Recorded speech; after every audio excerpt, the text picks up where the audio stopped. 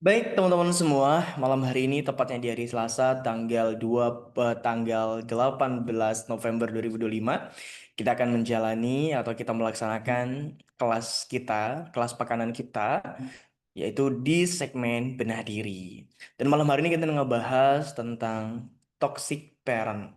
Toxic parent and toxic parenting ini adalah hal yang berbeda, teman-teman semua. Parent itu lebih kepada subjek atau orangnya. Parenting itu lebih kepada cara seseorang dalam mengasuh, mendidik, dan juga dalam memberikan pelajaran kepada anak-anaknya.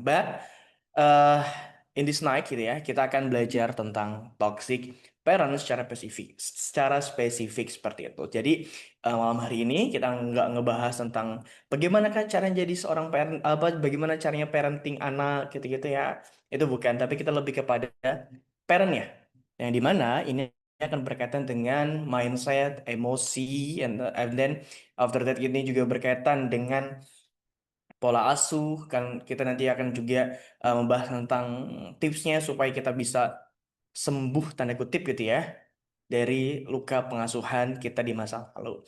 Dan teman-teman semua, terima kasih banyak yang udah hadir ya on time. Ada Kak Rohma, Denisa, Kak Bella, Kak Windri baru datang, welcome, and then Kak Eva dan Kak Hati. Baik, seperti biasa teman-teman semua, Kakak izin untuk share screen, dan apabila teman-teman ingin bersantai gitu, teman-teman ingin bersantai atau teman-teman ingin sambil ngeteh boleh banget. Yang nggak boleh adalah sambil tidur. Karena kalau kalian sambil tidur, tentu kalian tidak akan bisa menyimak video ini atau tidak akan bisa menyimak materi ini dengan seksama. Baik, ini dia. Apakah sudah terlihat di layar kaca teman-teman semua? Saya harap sih semuanya terlihat ya. Tampak aman. Oke, baik. Teman-teman semua, first I want to apa ya, bicara dengan kalian, dan ini tolong disimak baik-baik bahwasanya ini bukan untuk ngeblaming, bukan untuk menjustifikasi, bukan untuk memberikan penilaian kepada orang tua kita. Tapi materi pada malam hari ini adalah untuk diri kita yang kelak kita semua di sini insya Allah akan menjadi orang tua, akan menjadi seorang ayah, akan menjadi seorang ibu, dan mendidik anak-anak kalian. Mungkin selama ini teman-teman belajar tentang aku ingin menjadi seorang ibu peradaban, aku ingin menjadi seorang ibu yang mendidik anak seperti Muhammad Al-Fatih. But sebelum kalian step ke situ, kalian harus tahu dulu mana yang sebagai seorang orang tua yang red flag dan mana yang green flag. And then pada malam hari ini kita juga akan membahas sedikit gitu ya tentang dari POV seorang anak itu harus seperti apa ketika menghadapi orang tua yang toksik. Sekali lagi, saya disclaimer terlebih dahulu.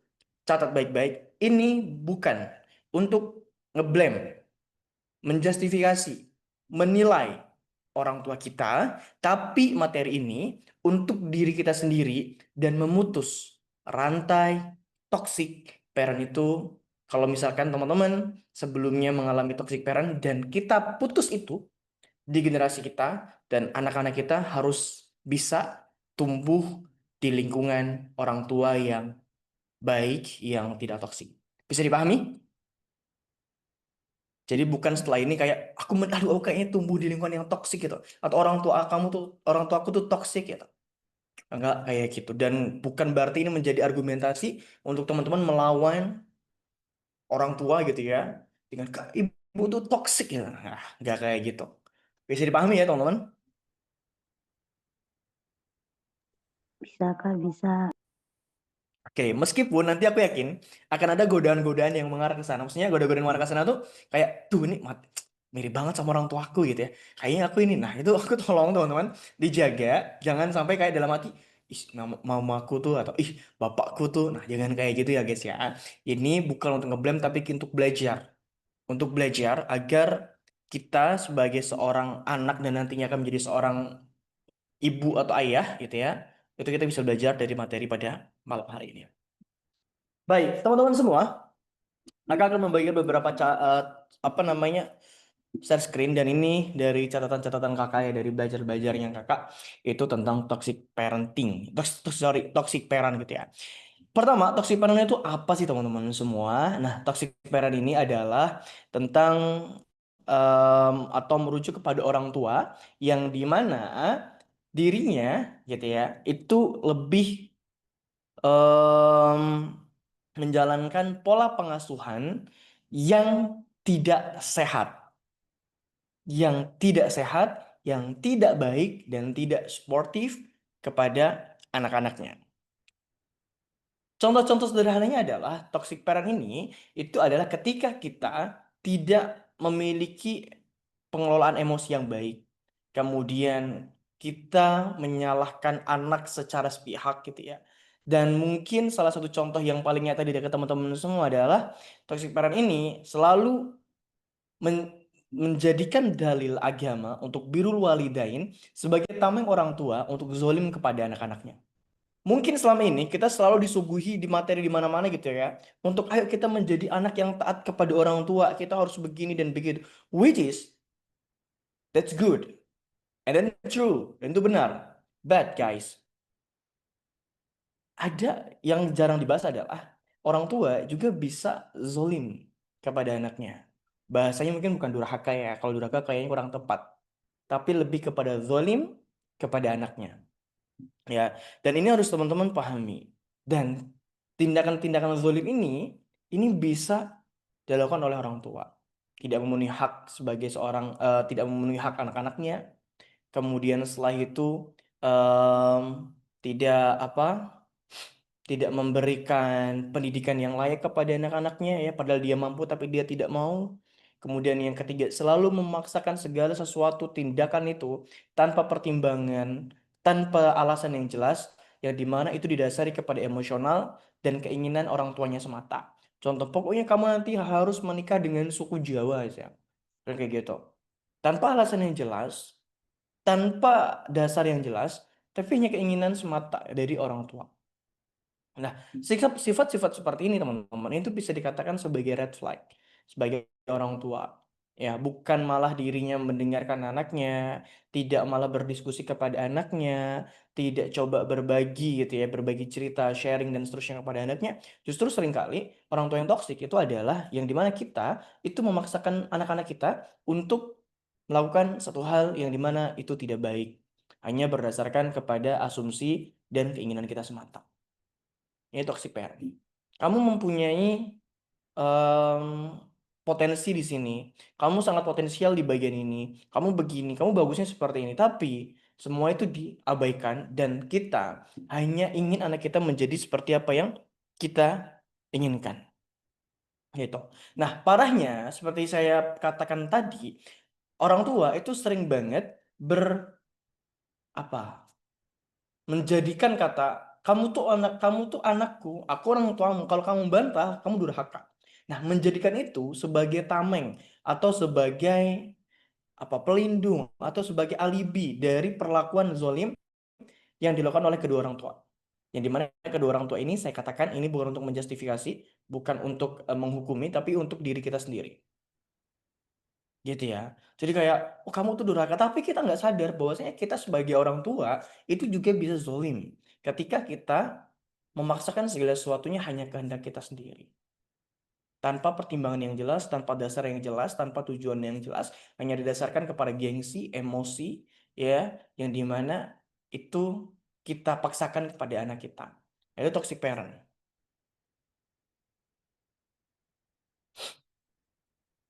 Nah, pertanyaannya, apakah kita harus diam saja atau bagaimana sikap anak kita nanti ketika kita toksik? Nanti kita akan bahas di sini. Gitu ya. Nah, jadi toxic parent gambarnya seperti merujuk kepada pola asuh yang tidak sehat, yang tidak baik, yang dimana orang tua itu cenderung tidak memiliki emosi yang stabil, kemudian subjektif, setelah itu diktator. Kurang lebih seperti itu dalam beberapa konteks yang agak temukan agak rangkum toxic parent itu seperti itu.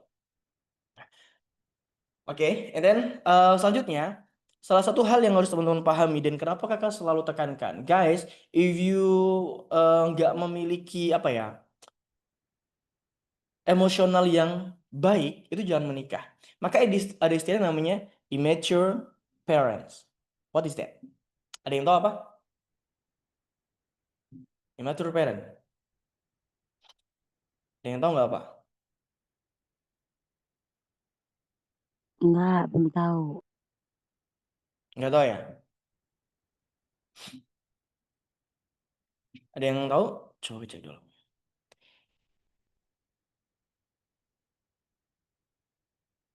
Yes. Yes. Baik, teman-teman, ya.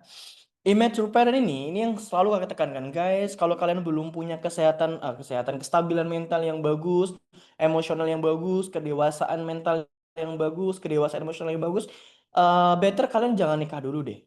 Karena kakak selalu bilang, nanti ketika kalian tidak memiliki mental yang stabil, masih kemudian yang dimana itu masih terus ke bawah sampai kalian menikah, maka yang akan menjadi korban itu bukan hanya suami kalian, tapi juga bisa jadi anak-anak kalian.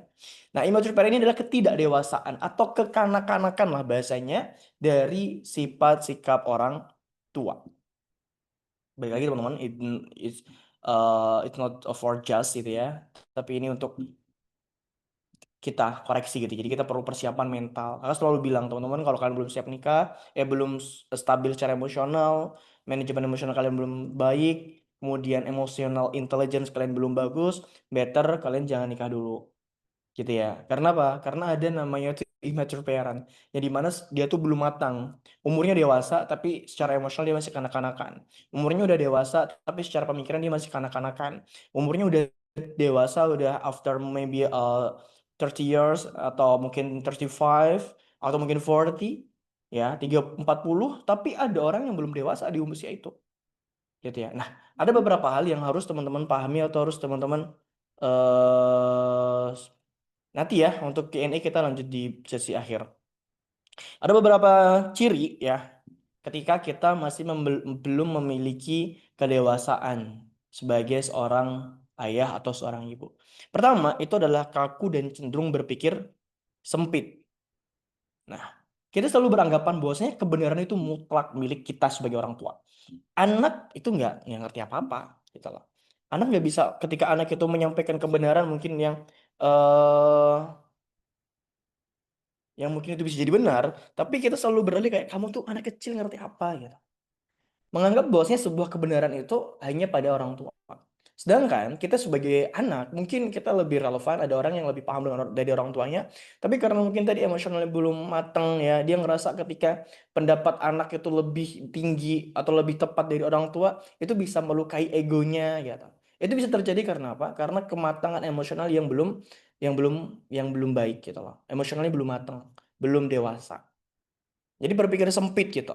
Kamu tuh masih kecil, kamu tuh nggak ngerti apa-apa. Kamu tuh baru anak kemarin sore, Rohma. Nggak usah nasihatin ya. Sorry. Ini bukan nunjuk orang tua kita, tapi lebih kepada kita nanti gitu.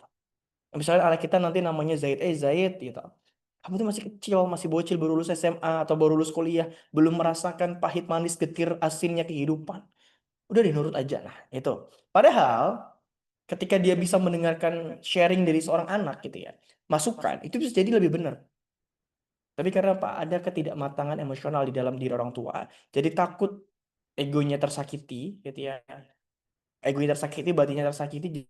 Jadi dia cenderung defensif. Ketika seorang anak itu memberikan masukan yang sebenarnya itu bisa jadi masukan yang benar.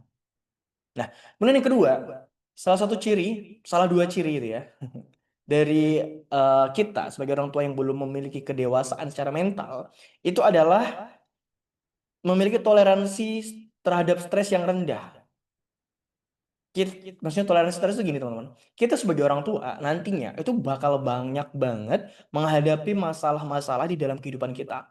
Ya, banyak sekali. Many problem guys dalam kehidupan ini. Belum masalah dengan keluarga misalkan atau pekerjaan, belum harus ngelayanin suami, belum harus ngelayanin anak, belum harus ngurus rumah tangga, belum lagi ngurus ini itu tetek bengek ngatur duit dan lain-lain gitu ya. Which is mungkin kita akan stres di situ. Nah, ketika orang tua itu masih belum bisa mengolah stresnya dengan baik gitu ya, maka kita akan cenderung lebih suka, tanda kutip, suka marah kepada anak kita. Kamu tuh ngerti nggak? sih? Ibu itu lagi pusing, akhirnya banyak kerjaan, masuk ngapain ke sana? Padahal anak itu nggak ngerti, anak itu nggak tahu kalau misalkan kayak kayak kita lagi stres, mereka mungkin nggak tahu karena lagi usia-usia 3 tahun 4 tahun gitu ya, mereka nggak tahu. Tapi coba teman-teman lihat di sekeliling kalian, banyak loh orang tua kayak gitu. Sudah sana main sama mamamu aja, udah sana main sama papamu aja, udah sana main sama mbakmu saja, gitu ya. Itu adalah kecenderungan apa ya, emosi yang kurang stabil. Karena untuk kamu bisa mengelola stres itu perlu namanya emotional intelligence. And then if you ya married dan kamu belum stabil, kamu akan sering kayak gitu. Harusnya kamu nggak perlu marah-marah. Anak kamu tuh belum tahu kamu tuh sedang ngadapin apa, belum tahu tentang dunia ini gitu. Tapi seringkali kita malah cenderung marah-marah yang seperti itu. Nah, ya jadi kelola atau toleransi terhadap stres kita itu cenderung rendah. Ya, gitu. Balik lagi teman-teman, it's not for justice ya. Any parent, orang tua lain, no. Apalagi our parent gitu tentu tidak gitu ya. Tapi ini untuk pembelajaran diri kita sendiri. And then number three, ciri immature parent yang itu mungkin ada dalam diri kamu adalah em, mengambil keputusan berdasarkan keinginan sesaat, ya. Karena keinginan sesaat atau mungkin emosi sesaat, sorry, bukan keinginan, emosi atau perasaan sesaat. Contoh, kamu lagi berantem sama suami kamu. Kamu nih ya, aku ngeliat kamu tadi boncengan sama cewek. Aku tadi lihat kamu di kantor tuh kayak deket banget sama cewek kamu, sama temen kantor kamu dan lain-lain. Tadi kamu kenapa cuekin aku? Aku kan tadi pengennya makan mie ayam, tapi kenapa malah dikasih bakso gitu misalkan. Lagi marah-marah, lagi kesel sama suami, anak dekat, tek tek tek tek gitu ya. And then kita setelah itu langsung bilang, sudah nak sana, pergi sama papamu saja. Nah, padahal anak ini kan nggak ngerti apa-apa. Dia jangan libatkan anak itu, jangan jadi orang tua yang melibatkan anak dalam perkelahian atau dalam apa istilahnya keributan antara suami dan istri atau antara kita dengan pasangan kita. Anak tuh nggak ngerti apa-apa, gitu. Ya, itu yang ketiga. Dan keempat, orang tua yang sering bersifat subjektif bukan objektif. Ini hampir sama kayak di poin nomor 2. Ya, subjektif itu artinya ya kita melihat segala sesuatu itu dari sudut pandang kita saja, tidak melihat dari sudut pandang yang objektif.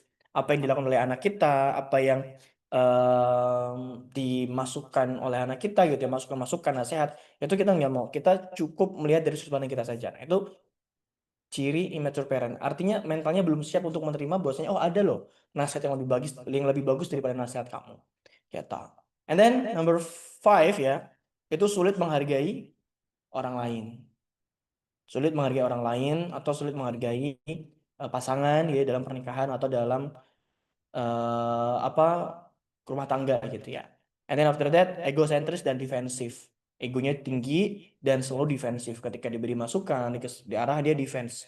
Dia selalu denial dengan berbagai macam denialnya. Gitu. Nah itu salah satu immature parent. Cirinya seperti itu. Dan yang ketujuh, suka menghubung-hubungkan segala sesuatu itu dengan dirinya.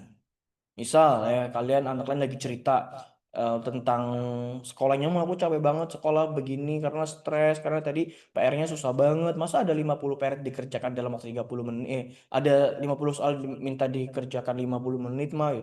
Terus dengan segala macamnya kamu bilang kepada anak kamu, "Nak, kamu tuh belum seberapa. Dulu mama menyeberangi pulau, danau, lautan gitu, eceng gondok untuk bisa sekolah. Kamu mah enak." Nah, gitu. Nah, jadi itu kita anak itu cerita gitu ya. Dia tuh pengen didengerin, tapi kita malah selalu menghubung-hubungkan gitu ya dengan apa yang kita lakukan gitu. Apa ya, adu nasib ya namanya. Ya, itu adu nasib. Tapi nggak boleh kayak gitu, guys. Nah, kalau misalnya kamu ingin cerita tentang masa lalu kamu tentang sekolah, itu bukan saat anak kamu sedang menceritakan kesulitannya di sekolah, tapi ketika dalam momen yang lain sebelum tidur. Nah, dulu mama tuh sekolah, tapi bukan ketika dia sedang cerita masalah orang tua, masalah dia di sekolah enggak, tapi dalam kesempatan yang lain gitu. Gitu. Dan yang terakhir, membebani anak dengan peran orang tua. Bapak sekolah dulu udah kayak Mushroom Adventure. Iya sih. Gitu ya. Jadi yang terakhir adalah membebani anak dengan peran orang tua. Jadi memaksa gitu ya anak-anak untuk mengerti orang tuanya, memahami masalah-masalahnya, which is not good guys gitu ya. Anak itu kalau anak itu hidup di dalam eh, tekanan immature parent kayak gini, ya, I think very stress maybe.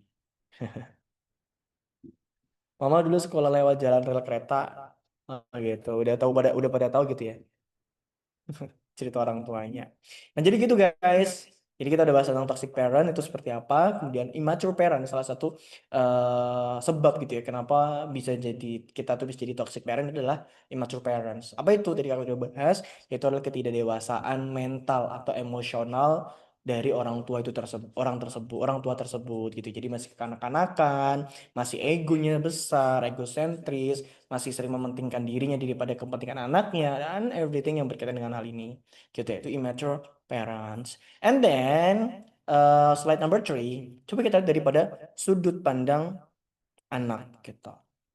Nah, teman-teman, dalam hal ini ketika orang tua gitu ya melakukan tindakan yang zolim kepada anaknya, maka sebagai seorang, kita lihat dari sudut pandang anak. Kalau misalkan kita ada di posisi ini, kita tidak bisa juga untuk langsung membantah dari apa yang disampaikan oleh orang tua kita selama memang apa yang disampaikan itu tidak fatal. Nah, tidak fatal itu misalnya gini seperti cara pola asuhnya yang mungkin masih belum tepat dengan kita gitu, belum cocok, atau mungkin penyampaiannya yang masih kolonial sekali gitu, atau mungkin adalah beberapa hal yang bersifat teknis gitu ya. Itu mungkin kalian nggak perlu kayak ngedenial atau bantah segala macam, itu nggak perlu guys. Tapi kalau sudah berkaitan dengan nak kamu jangan sholat ya, nah mungkin kamu perlu tuh untuk diskusi. Bahasnya bukan bantah tapi diskusi gitu. Nah kamu tuh gak usah nutup aurat deh, rambut kamu tuh blonde lurus bergelombang cantik, ya kamu gak usah berjilbab lebih cantik misalkan. Nah, itu kita ajak diskusi. Nah, jadi ada beberapa hal yang memang kita nggak bisa untuk denial, guys, kayak ngebantah secara langsung. Tapi ada beberapa hal yang memang harus diskusi, harus diedukasi pelan-pelan, gitu ya. Jangan sampai kita juga menjadi anak yang durhaka, gitu. Nah, kita harus melihat ini daripada sudut pandang seorang anak. Kalau misalkan eh, orang tua kita salah, ya katakan salah. Tapi kalau misalkan kita sebagai seorang anak yang salah, maka kita jangan sungkan untuk mengatakan bahwasanya, oke, orang tua aku begitu karena aku salah. Oke, orang tua aku begitu karena aku ngelakuin kesalahan yang fatal, misal. Nggak ada masalah. Misalkan nih, orang tua kamu ngelarang kamu untuk pacaran. Ya, which is it's not, itu nggak salah gitu, guys. Guys, itu nggak salah. Itu nggak uang. Nah, tapi gini, kalau misalkan kamu membantahnya dengan cara yang kasar, nah itu yang salah. Misalkan orang tua kamu nggak mau ngebolehin kamu pacaran, tapi kamu tetap pengen pacaran terus ngebantahnya dengan cara yang salah gitu. Mau ngapain sih pacaran? Nggak boleh bla bla bla. Nah itu yang tidak diperkenankan gitu ya. Teman-teman semua harus paham bahwasanya juga kita sebagai seorang anak harus melihat orang tua kita itu sebagai sosok yang bekerja keras untuk kita, orang tua ya, terutama ibu dan ayah juga jadi yang mereka banting tulang kerja gitu untuk kita semuanya. Maka jangan sampai kita juga menjadi anak yang durhaka. Aku selalu punya berpikir kayak gini teman-teman, orang tua itu selalu memiliki keinginan untuk hal baik kepada anaknya. Ya aku ngerasa sih memang tidak semua orang tua kayak gitu di dunia ini, tapi kebanyakan orang tua yang benar, orang tua yang tulus, maka selalu menginginkan kebaikan bagi anak-anaknya. Pun sama kok, seorang anak yang baik, seorang anak yang benar, pasti akan menginginkan hal baik juga kepada orang tuanya. Kenapa kakak tidak mengatakan semua orang tua? Karena faktanya zaman sekarang itu ada orang tua yang tidak ada otak, tidak beradab, dan tidak punya hati. Bagaimana mungkin orang tua yang sayang kepada anaknya ketika anaknya lahir malah dibuang di kotak sampah? Kan gitu. Dengan alasan apa? Malu hamil di luar nikah, kan nggak make sense gitu ya. Nah, maka eh, harus dipahami bahwasanya ketika orang tua itu sebenarnya melarang kita atau mungkin ada pola asuh yang tidak tepat kepada kita, teman-teman harus paham bahwasanya itu adalah hal yang mungkin mereka tuh menginginkan kebaikan buat kita, tapi dengan cara yang mungkin belum tepat saja, gitu ya. Dan sebagai seorang anak ya, kita juga harus paham kok, aku yakin bahwasanya teman-teman di sini juga menginginkan hal baik kepada orang tua kita.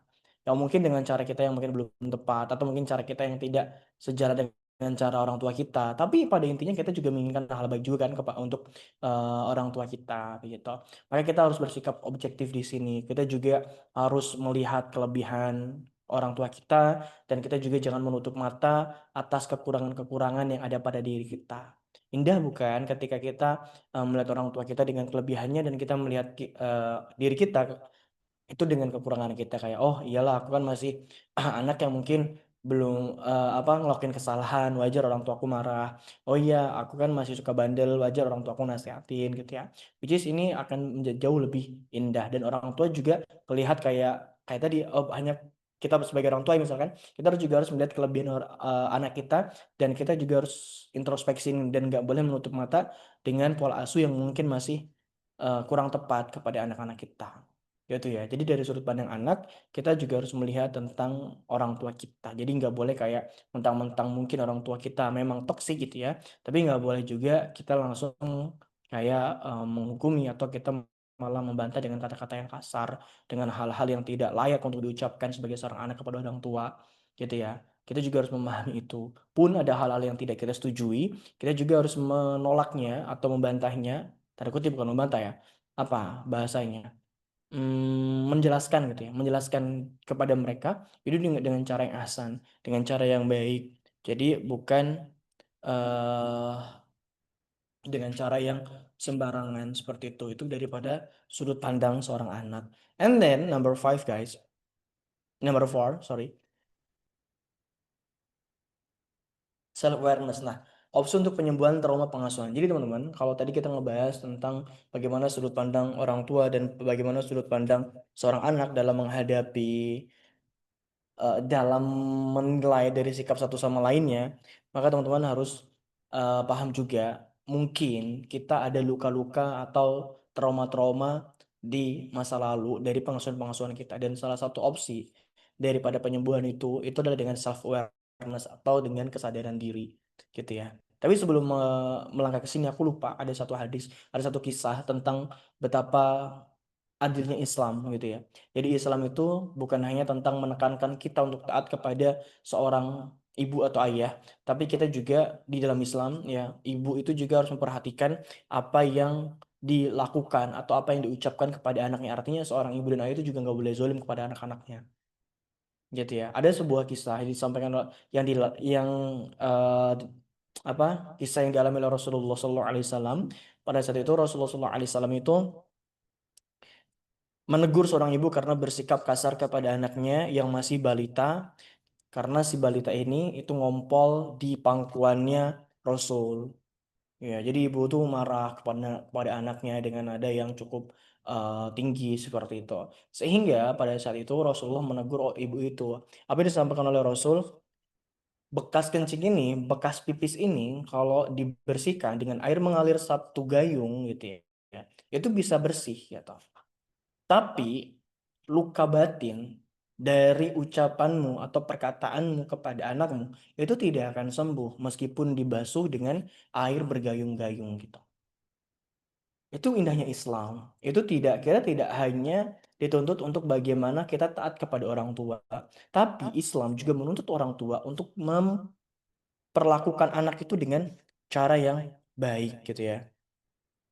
Ya, dengan cara yang baik, dengan cara yang benar, bukan dengan cara yang semau kita, mentang-mentang kita sebagai orang tua, lalu bebas ngelakuin apa aja kepada anak kita. Teman-teman harus sadar, orang tua itu adalah titipan. Kita, anak, atau anak kita nanti itu juga titipan. Titipan agar dididik dengan baik, bukan titipan untuk dieksploris eksplois di aku lupa tadi namanya. Apa guys, ada yang ingat nggak? Eksploitasi gitu ya. eksploitasi.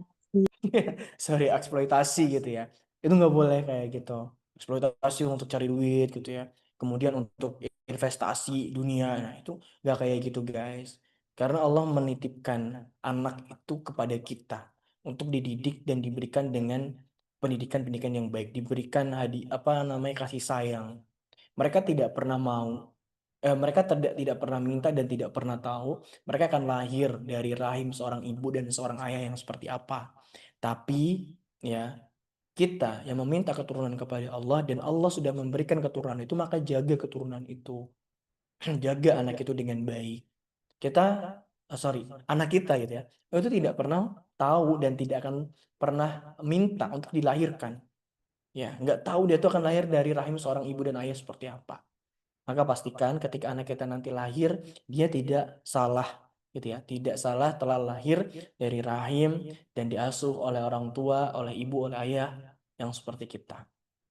Gitu. Jadi teman-teman harus paham ini indahnya Islam. Jadi bukan hanya sekedar untuk birrul walidain ya, seorang ayah dan ibu juga wajib untuk untuk bukan taat, untuk mendidik, memberikan kasih sayang, kemudian memberikan hak-hak anak itu dengan layak dan diasuh, dididik dengan cara yang terbaik. Itu indahnya Islam, gitu ya. Nah, selanjutnya teman-teman, apabila ketika kecil dulu kita masih kecil gitu ya, mendapati trauma atau luka-luka dari pengasuhan-pengasuhan, entah dari bentakan, entah dari kezoliman daripada orang tua kita, maka salah satu hal yang harus teman-teman pahami adalah self awareness, kesadaran diri. Jadi teman-teman nggak perlu denial, teman-teman nggak perlu lari dari kenyataan, karena semakin kita lari dari kenyataan kayak, ah enggak kok, aku nggak kayak gini, orang tua aku begini ini, dan nyatanya memang kalian tuh sebenarnya masih menyimpan luka, masih menyimpan trauma di masa lalu, ya kalian nggak perlu lari, kalian cukup sadari, terima, gitu ya, terima dan sorry, sadari dan terima apa yang memang sudah terjadi. Lari dari masalah, lari dari trauma itu tidak akan menghasilkan apa-apa, tapi kesadaran kemudian menerima ya dengan apa yang sudah terjadi, itu adalah awal dari bentuk keikhlasan kita tentang apa yang terjadi di masa lalu kita. Gitu. Nah, menerima inilah yang nantinya juga akan membuat kita lebih legowo dalam eh, apa apa ya istilahnya, legowo itu apa bahasanya, lebih ikhlas gitu ya mungkin ya, lebih ikhlas dan lebih ringan dalam mendoakan orang tua kita. Nah, teman-teman harus paham akan hal itu. Gitu ya. Jadi coba untuk accepting gitu ya, penerimaan, sadar dan terima. Tanda seorang sudah berdamai dengan luka di masa lalu adalah kalian tidak lagi menyalahkan orang tua kalian. Kalian tidak lagi menyalahkan kejadian di masa lalu. Kalian tidak lagi menyalahkan bahwasanya aku kok dilahirkan dengan keluarga seperti ini. Tidak lagi. Tapi kalian tetap enjoy dengan kehidupan kalian, fokus dengan masa depan, dan tetap mendoakan yang baik kepada orang tua kalian. Gitu. Tapi kalau kalian masih denial, masih kayak pengen nyalain ibu, "Oh, kenapa sih lahir di ibu-ibu kayak gini gitu? Kenapa sih lahir di ayah yang seperti ini?" Gitu. Atau misalkan dulu kenapa sih aku kok malah diginiin? Nah, itu aku tidak mengatakan kalian tidak mau berdamai atau kalian tidak berdamai, tidak. Pasti kalian juga udah berdamai, udah berusaha untuk berdamai, tapi itu bagian daripada proses. Tidak semua orang itu cepat prosesnya, ada proses yang lambat, ada proses yang lambat banget, ada proses yang lambat itu bukan dari keinginan dia, tapi lambat itu adalah dari saking dalamnya luka itu sehingga dia perlu waktu yang lama untuk kembali bangkit dari lubang, dari luka yang tadinya sudah tertanam di dalam hati yang paling dalam. Ya, jadi ya bukan proses yang lama itu bukan keinginannya, tapi memang fase-fase itu yang harus dilalui olehnya. Gitu. Nah, self awareness ini teman-teman, kita harus mulai dengan kesadaran diri. Maksudnya oke, aku dulu masih belum 100% berdamai, atau masih belum 100% sembuh, atau aku masih belum 100% memaafkan orang tuaku gitu ya. Maka coba untuk saat ini kita maafkan ya semua oleh orang tua kita selama memang itu sudah terjadi gitu ya, sudah terjadi di masa lalu dan orang tua mungkin udah berubah dan dia melakukan itu bukan unsur kejahatan, tapi lebih kepada ketidaktahuan ya, ketidaktahuan, maka kita coba berusaha untuk memaafkan saat ini. Tapi kalau gimana Kak, kalau itu unsur kejahatan, maka tergantung kejahatannya apa nih, ini beda bab gitu ya. Kalau masalah kejahatan kriminal itu beda bab, tapi kalau misalkan hanya luka pengasuhan gitu-gitu, kita berusaha untuk memaafkan apa yang telah kita lalui di masa lalu gitu. And then guys, last slide, memutus rantai luka. Mari malam hari ini aku ingin ngajak teman-teman semua, kalau misalkan dulu teman-teman ada luka gitu ya, ada luka pengasuhan, atau merasa aku kayaknya nggak diasuh dengan cara yang ideal kak, aku kayaknya hidup di lingkungan yang toksik kak. That's why ini materi yang disampaikan kepada kalian adalah agar kalian tuh bisa memutus rantai luka itu, agar anak-anak kalian itu tidak mengalami hal yang sama dengan kalian, dengan diri kita, ya, agar anak-anak kalian itu bisa hidup lebih baik daripada kita, daripada daripada kehidupan kita saat ini dan lain sebagainya. Itu yang harus teman-teman pahami. Jadi bukan berarti ketika kita memiliki anak terus kita plek-ketiplek mendidik anak kita seperti orang tua kita mendidik kita. Enggak guys, enggak semuanya tuh benar juga, karena aku juga mengalami gitu ya, enggak semuanya benar. Jadi yang oh ini benar nih, ini baik, oke kita teruskan. Oh ini enggak benar nih, kayaknya enggak deh.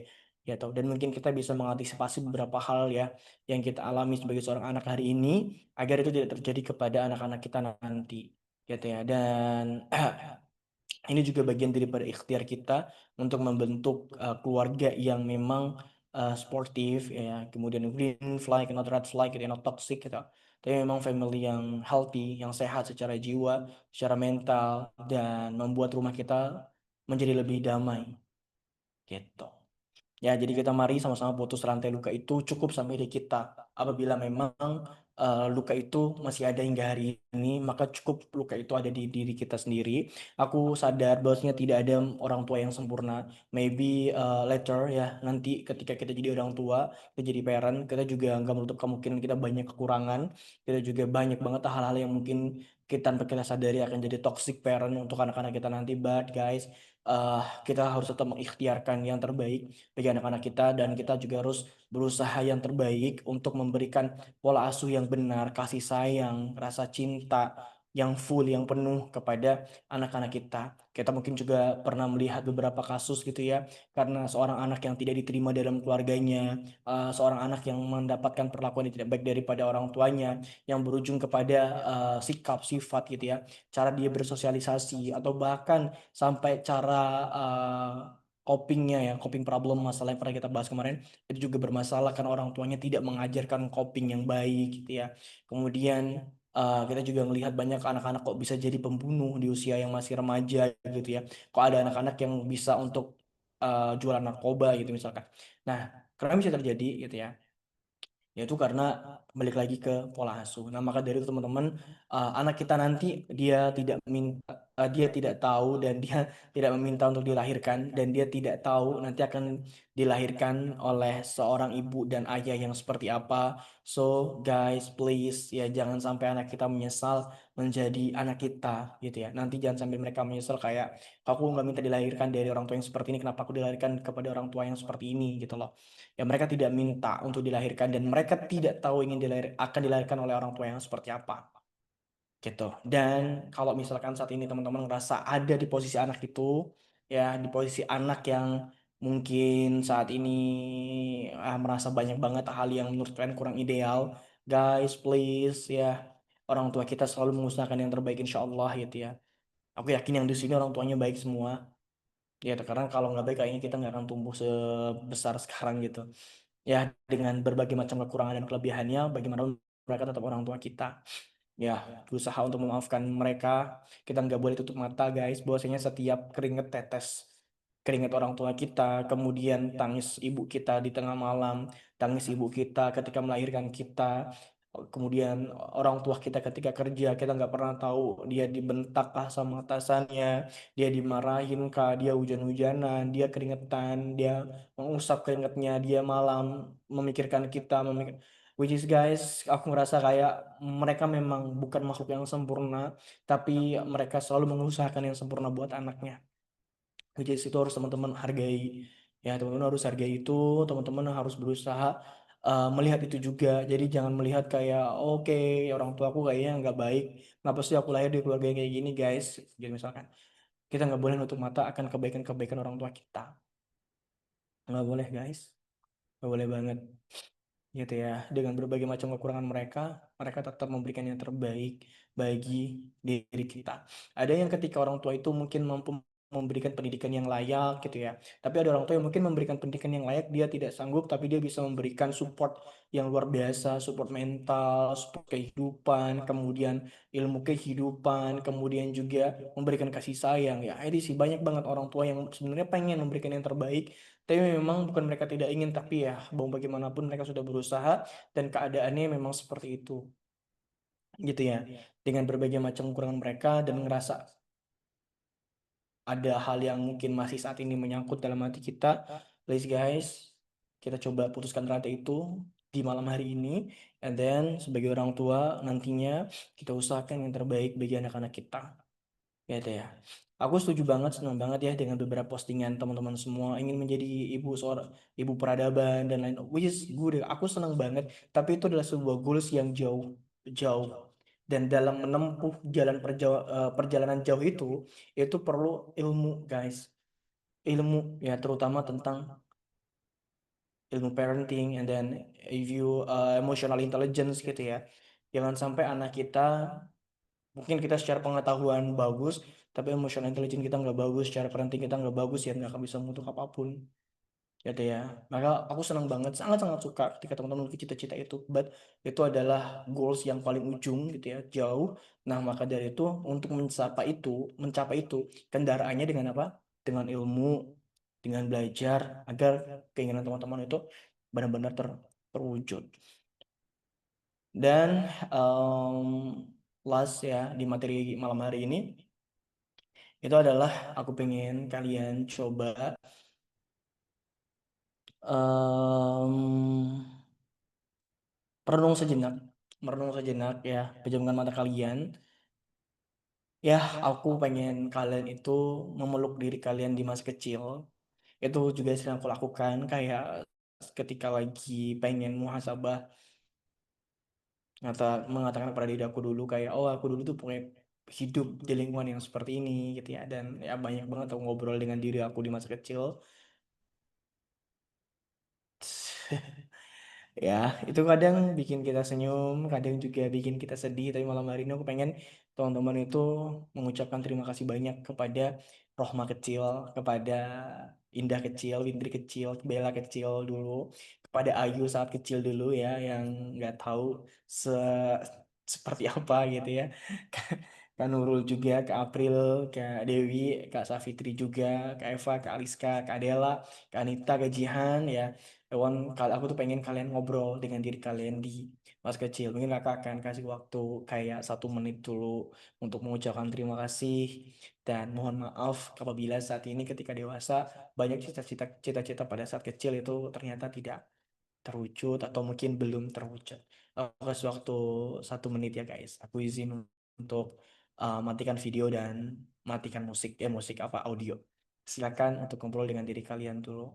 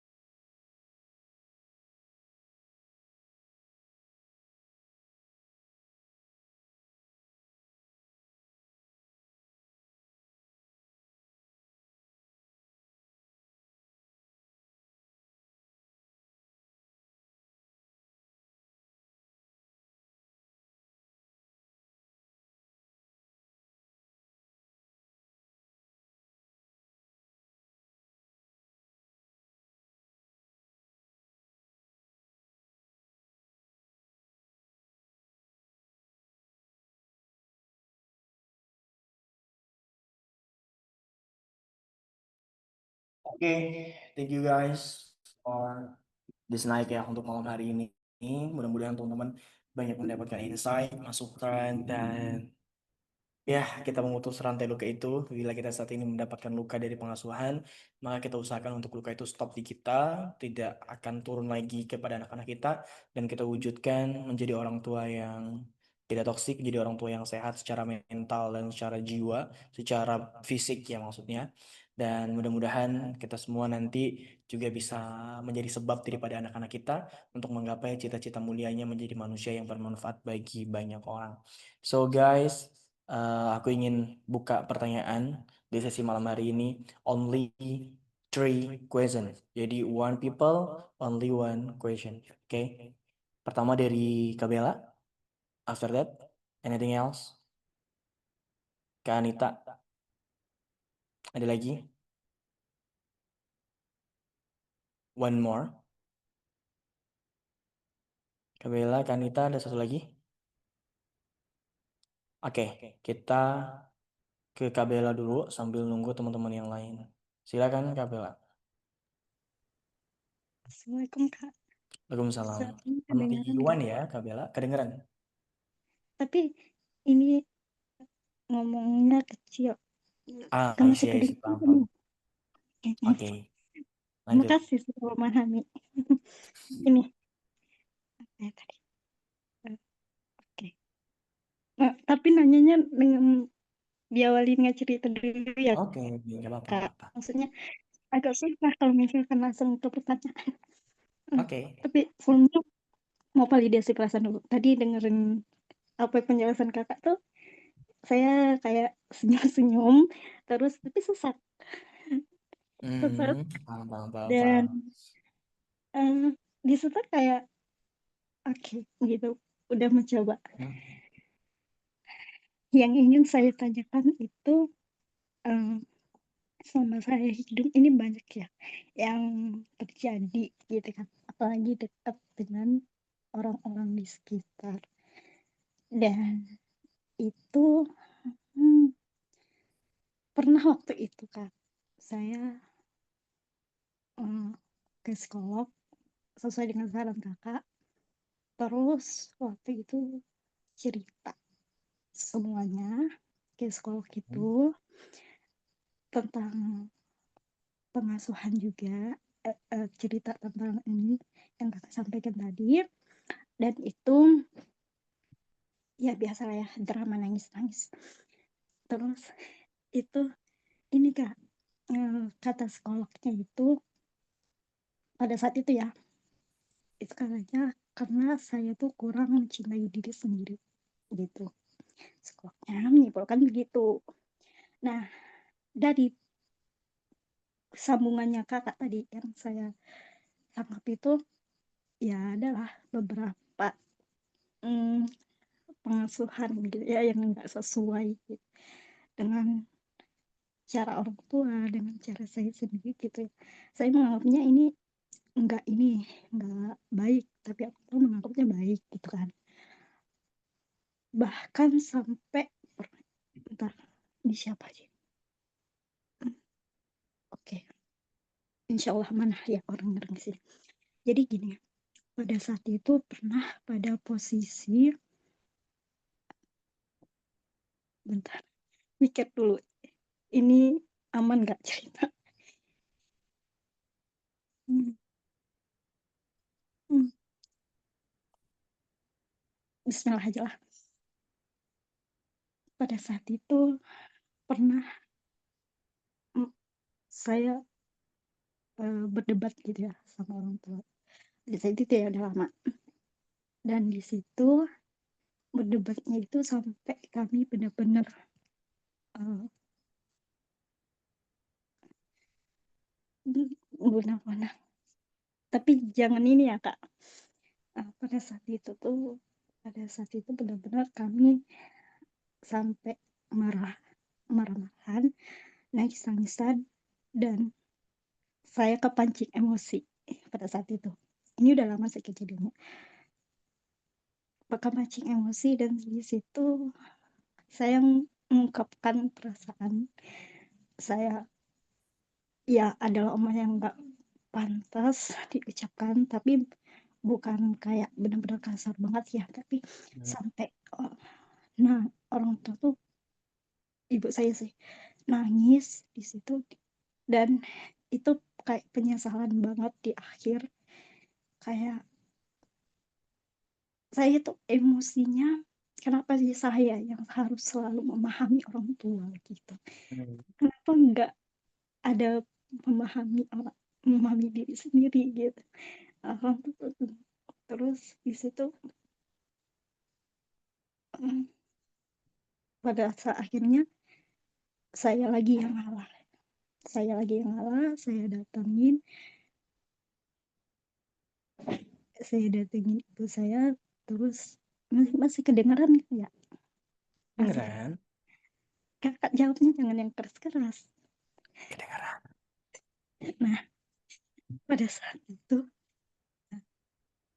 eh, ini nah pada saat itu saya kayak eh, datengin ibu saya lagi, saya minta maaf, di situ nggak sulit sih ya ngucapin kata maaf gitu, karena udah terbiasa juga kan, maksudnya udah terbiasa, jadi nggak sulit untuk mencoba minta maaf gitu, tapi rasanya sakit gitu, sesak sesak aja. Nah pada saat itu kak, saya tuh agak agak ngedumel gitu loh di hati kayak gitu, saya ngerasa kok lagi-lagi anaknya yang harus meminta maaf gitu, apakah memang anak yang selalu harus minta maaf ke orang tua, dan kita yang harus coba ngertiin, apalagi saya pernah dengar kata kakaan, coba kita ngerti orang tua, sudut pandang orang tua gitu kan, kata kakak waktu itu, jadi kayak oh ya udah gitu kan. Dan di situ meskipun hati kayak ngedumel, tapi ngeliat orang tua nangis sampai benar-benar nangis karena omongan kita tuh, ngerasanya bersalahnya kayak pada saat itu saya ngerasa paling anak durhaka, ngerasa kayak apa kebaikan-kebaikan, misalkan ada kebaikan yang saya lakuin itu menjadi sia-sia karena udah nyakitin hati orang tua gitu kan.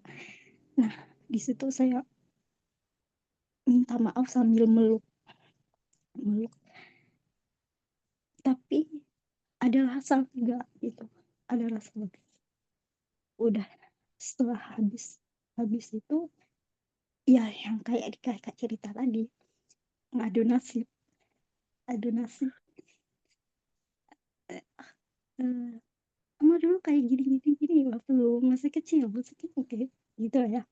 Di situ tuh saya protes dengan cara orang tua tuh ngedidik saya satu ini gitu, dengan cara satu ini tuh saya nggak setuju, tapi dipaksa gitu kan.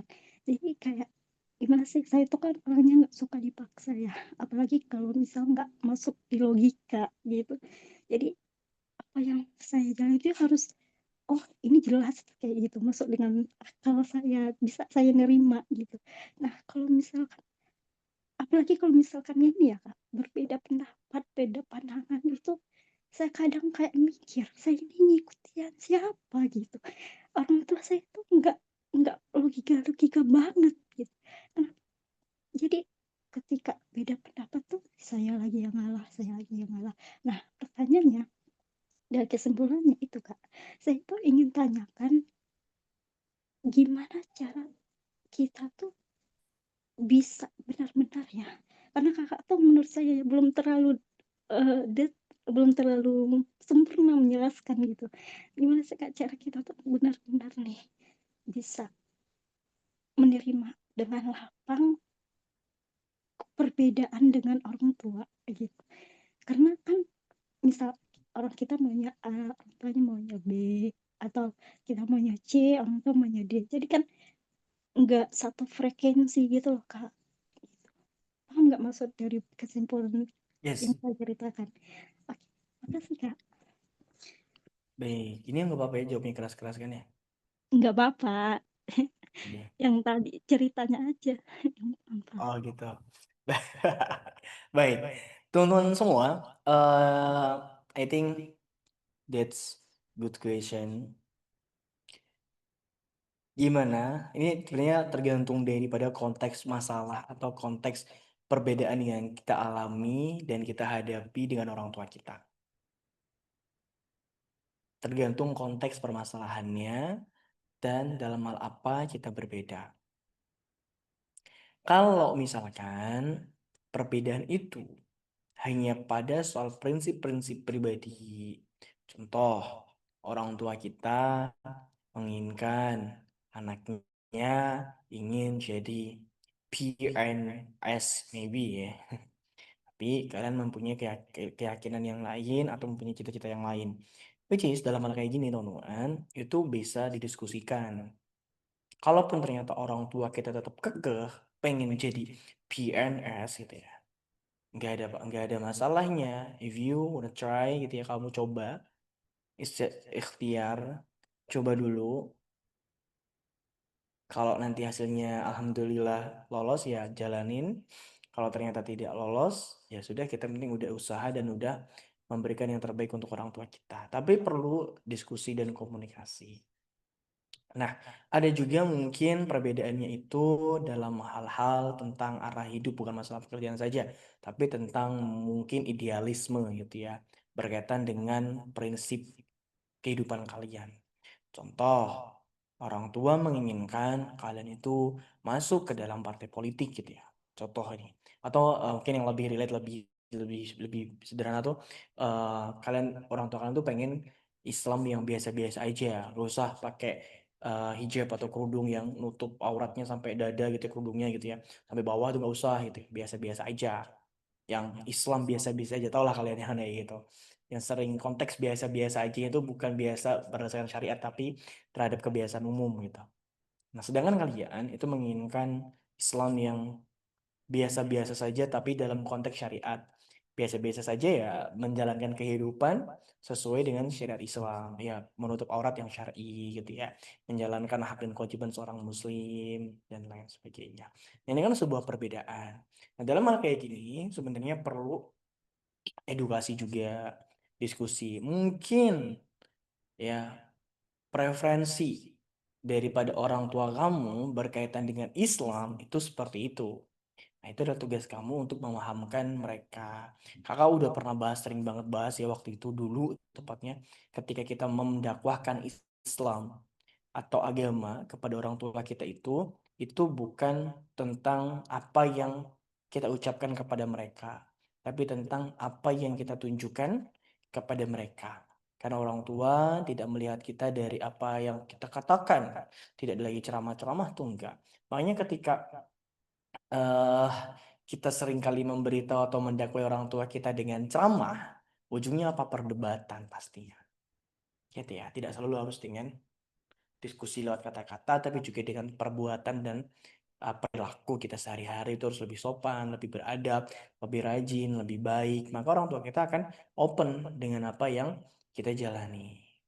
Nah, atau mungkin konteks ya dalam em, pilihan hidup lagi nih. Orang tua kalian tuh pengen kalian tuh sesuai dengan apa keinginan mereka. Nah, bisa jadi nih teman-teman, dari beberapa hal atau beberapa kasus yang aku temui atau juga yang aku alami sendiri, orang tua kita memaksa kita untuk sesuai dengan keinginan mereka karena mereka tuh belum yakin dan percaya kepada kita bahwa kita akan bisa membawa diri kita tuh kepada fase-fase terbaik dalam hidup kita. Mereka belum yakin, mereka nggak yakin dengan kemampuan kita, sehingga mereka itu memaksa kalian, memaksa kita gitu ya, untuk hidup sesuai dengan plan yang udah mereka susun. Aku pernah bilang dengan orang tua aku kayak, udah lama gitu ya bahasanya. Mau tuh percaya aja, aku ini udah besar kan gitu ya. Aku ini udah besar, aku tuh udah bisa bertanggung jawab, insya Allah aku tuh udah mau aima. Mama, masalah ini gak usah dipikirin, aku bisa selesaikan sendiri. So, aku sering bilang kayak gitu ketika mamaku tuh khawatir dengan mungkin apa yang aku alami, atau mungkin aku sedang menghadapi masalah apa gitu ya, atau aku tidak sesuai dengan keinginan mereka, plannya. Oh, selalu bilang, kita nggak bisa mama sih. Kalau papa sih jarang ya untuk khawatir-khawatir kayak gitu. Karena mamaku khawatir banget, terus aku bilang sama dia, udah lama, aku nih begini, aku udah tahu kok ini harus gimana.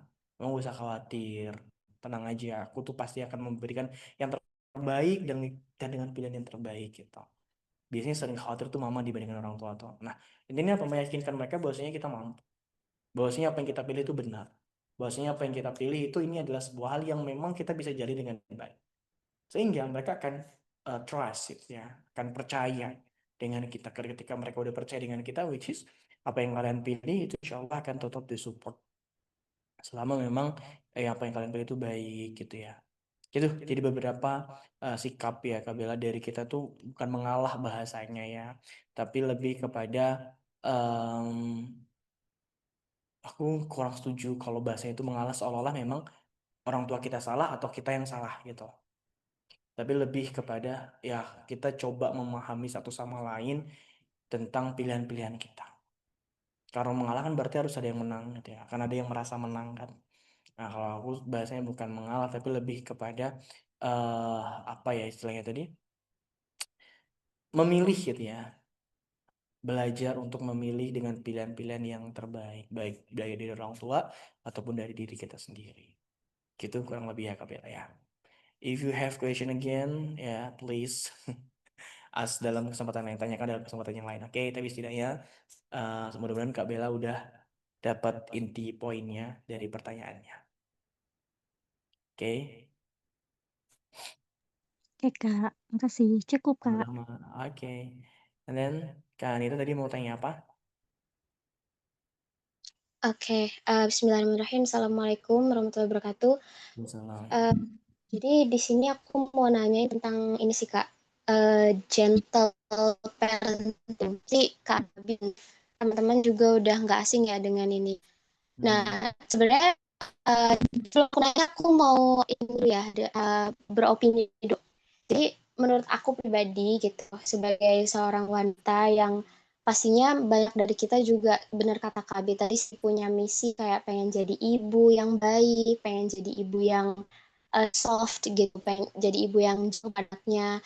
Jadi tuh eh, ketika aku mempelajari gentle parenting ini, bagus sih konsepnya tuh, itu menandakan bahwa banyak orang yang sudah mulai aware dengan mental health gitu ya, sudah mulai aware dengan yang namanya childhood trauma yang kayak gitu-gitu.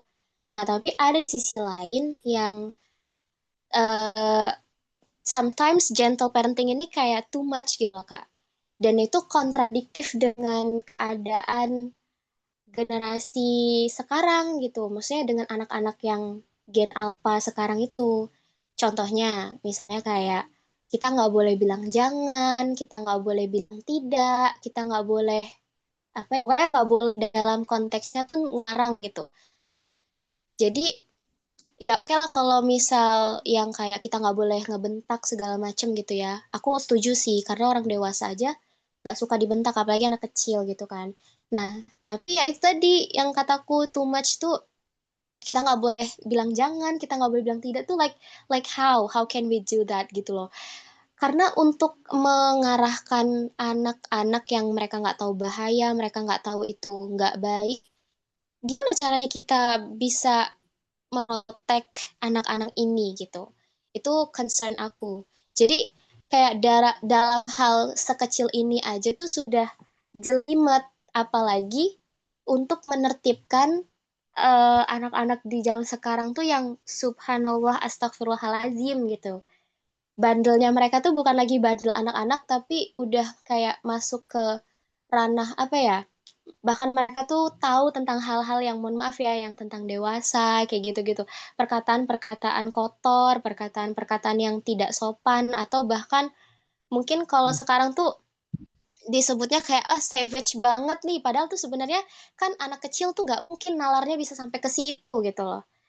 Jadi sebagai seorang wanita kadang ini gimana ya gitu. Sedangkan Gen Alpha ini kan kasarnya ngomong tuh apa ya, terpapar dengan sosial media, jadi mindset mereka tuh kayak agak sedikit kurang ajar gitu loh Kak.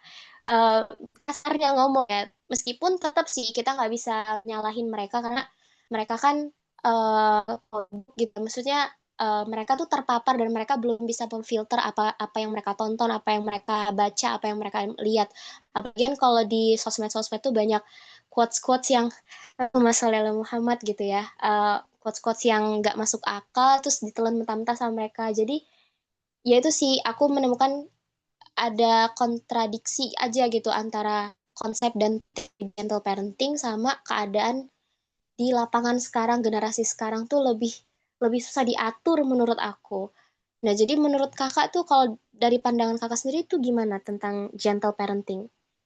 Gentle coaching, karena sekarang sudah masuk ke ranah pendidikan juga kalau tentang gentle, ya gentle parenting ini gitu. Baik. Gentle parenting sebenarnya ini udah lama ya guys ya. Perihal gentle parenting ini nih kakak udah mempelajari ini waktu kakak jadi praktisi stimulus, tepatnya stimulus anak di usia 3 bulan sampai dengan 6 tahun waktu itu. Sebenarnya pola asuh yang saat ini ya Kak Anita dan teman-teman yang lain itu tidak ada yang 100% sempurna. Ya, jadi ada beberapa jenis pola asuh dan salah satunya adalah yang paling tren ya saat ini adalah gentle parenting. Tapi memang ini udah eh, baik, udah lama mengenal ini tuh kalau nggak salah 2018 udah mengenal tentang gentle parenting ya, memang udah mempelajarinya tentang bagaimana kita bersikap kepada anak, which is ya kayak seperti apa yang sama like Anita ya, bahwa nggak boleh bilang tidak gitu ya dan lain-lain gitu. Pada intinya gini kan Anita, kita nggak bisa untuk menggunakan satu jenis pola asuh. Itu yang saya yakin ya, yang dulu juga saya lakukan. Karena kenapa begitu? Tidak semua anak itu memiliki karakter yang sama. Ya, tidak semua anak itu memiliki karakter yang sama. Dan tidak semua anak itu akan tanda kutip bisa dibentuk dengan satu bentuk pola asuh. Gentle parenting ini bagus ketika anak itu memang dari kecil itu dididik dari orang tua yang mengedepankan komunikasi yang interaktif. Ya, anaknya memang sering diajak ngobrol, memang dilatih untuk coba memahami satu sama lain, gitu ya.